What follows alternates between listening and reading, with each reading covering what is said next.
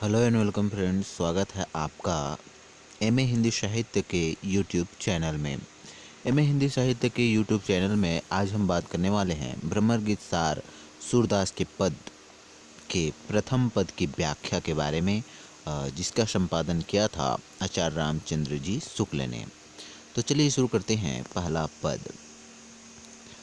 पहले करी परिणाम नंद सो समाचार सब दीजो, आओ वहाँ वृषभानु गोप सो जाय सकल सूधी ली जाओ। श्री दामा आदिक सब ग्वालन मेरे हु तो भेंटियो, सुख संदेश सुनाए हमारी गोपिन को दुख मेटियो। मंत्री एक बन बसत हमारो ताहि मिले सचुपाइयो, सावधान है मेरे हु तो ताहि मात नवाइयो। सुंदर परम किशोर वैक्रम चंचल नयन विशाल, कर मुरली सिर मोर पंख पीताम्बर उर बनमाल। जनी डारियो तुम सघन बनन में, ब्रज देवी रखवार वृंदावन सो बसत निरंतर, कबहू न होत नियार। उद्धव प्रति सब कहीं श्यामजू, अपने मन की प्रीति सुंदरदास सूरदास, किरण करी पठे यह सफल ब्रज रीति। तो इसका शब्दार्थ जान लेते हैं, इन शब्दों का क्या अर्थ होता है। ठीक है, सबसे पहले प्रणाम। प्रणाम का अर्थ होता है प्रणाम। दीजो का अर्थ होता है देना। वृषभानु का वृषभानु गोप मतलब राधा के पिता की बात यहाँ पर हो रही है। और सकल, सकल का अर्थ होता है संपूर्ण। हुतो का अर्थ होता है और माथ नवाइयों का अर्थ होता है मस्तक झुकाना। वैक्रम मतलब अवस्था। जनी मत रखवार मतलब रक्षा करने वाला। न्यार पृथक। प्रति से ब्रज रीति ब्रज की पद्धति। संदर्भ। प्रस्तुत पद्यांश हमारे एमए हिंदी साहित्य के पाठ्यक्रम से दिया गया है, जिसके रचयिता सूरदास जी हैं और इस पद के संपादक हैं आचार्य रामचंद्र जी शुक्ल। तो इस पद में किसकी बातें की गई है उसको हम प्रसंग में लिखते हैं। तो इस पद्य में श्री कृष्ण को गोप गोपिकाओं, उसके माता पिता की याद आ रही है और इसी कारण वह ज्ञानी सखा उद्धव को ब्रज में दूत बनाकर भेज रहे हैं। ठीक है, और प्रियजनों की कुशल क्षेम ज्ञात करने के लिए उनको भेज रहे हैं। और उनको भेज रहे हैं तो वहाँ की रीति नीति से उन्हें पहले से ही अवगत करा देना चाहते हैं, क्योंकि उद्धव वहाँ पहले नहीं गए हैं। ठीक है, तो पहले करी प्रणाम नंद सो समाचार दीजो। यहाँ पर कह रहे हैं कि हे उद्धव, सबसे पहले तुम जाना और नंद बाबा को प्रणाम करके सब समाचार कह देना। ठीक है, तो उसके बाद है और वहाँ वृषभानु गोप सो जाए सकल सूधी लीजो। और वहाँ जाकर वृषभानु गोप सो जाए सकल सूधी लीजो। वृषभानु गोप मतलब है राधा के जो पिता हैं, उसके यहाँ जाकर सकल सूधी लीजो सब समाचार और सब खबर ले लेना। ठीक है,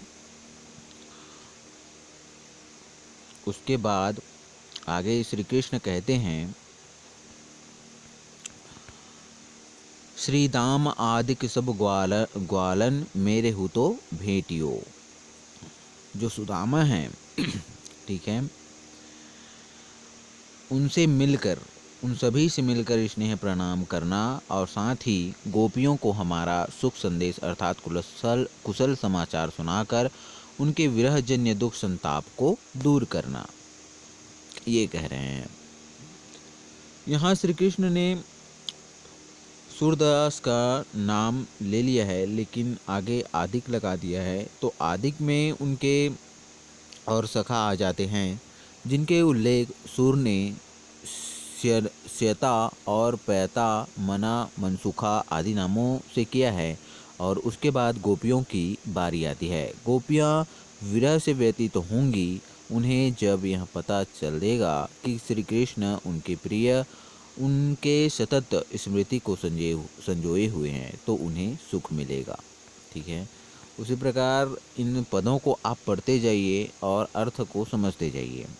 ठीक है, तो मैंने यहाँ पर सिर्फ उसके व्याख्या को पढ़ रहा हूँ, यहाँ पर उसके पदों को पढ़ के आपको नहीं बता रहा हूँ। तो देखिए आगे क्या है। जब प्रेमी को यह पता चलता है कि उसकी प्रिय भी उसकी याद में तड़प रहा है तो उसको बड़ा सुख मिलता है और वो संतोष प्राप्त होता है कि आखिर वह भी मेरी तरह जल रहा है। श्री कृष्ण आगे कहते हैं कि वहाँ वन में हमारा एक मंत्री रहता है। यहाँ मंत्री का अभिप्राय राधा से है। श्री कृष्ण कहते हैं कि उनसे मिलकर सुख प्राप्त करना, जब तुम उसके सम्मुख जाओ तो हमारी ओर से मस्तक नवाकर प्रणाम करना।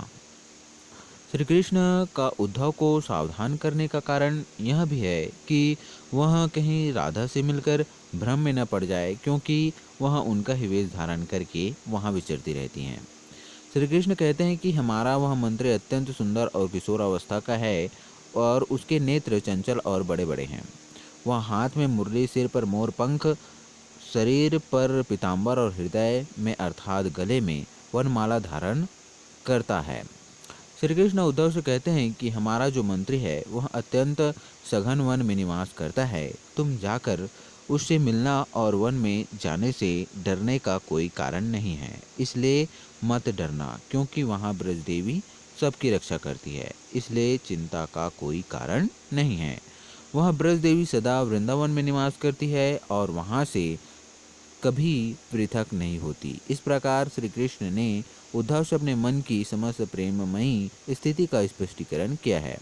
सूरदास जी कहते हैं कि इस प्रकार श्री कृष्ण ने कृपा करके उद्धव को सारी ब्रज रीति समझाकर ब्रज भेजा और उनसे कहा कि वह इसी प्रकार का व्यवहार करे। देखिए, आपने जाना इस पोस्ट में इस वीडियो में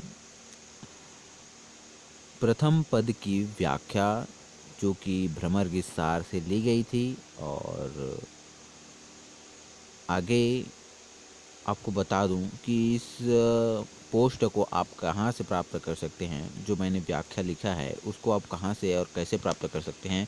तो सबसे पहले मैं आपको बता दूं कैसे आपको सर्च करना है, कहां पर मिलेगा। तो सबसे पहले न्यू टैब ओपन कर लेता हूं मैं। आप अपने गूगल में जाइए और वहां पर गूगल के अंदर गूगल के सर्च बॉक्स में लिखिए भ्रमर गीत पद एक व्याख्या रेक्सजीन। ठीक है, ये वर्ड आपको लिखना है, भ्रमर गीत पद एक व्याख्या रेक्सजीन।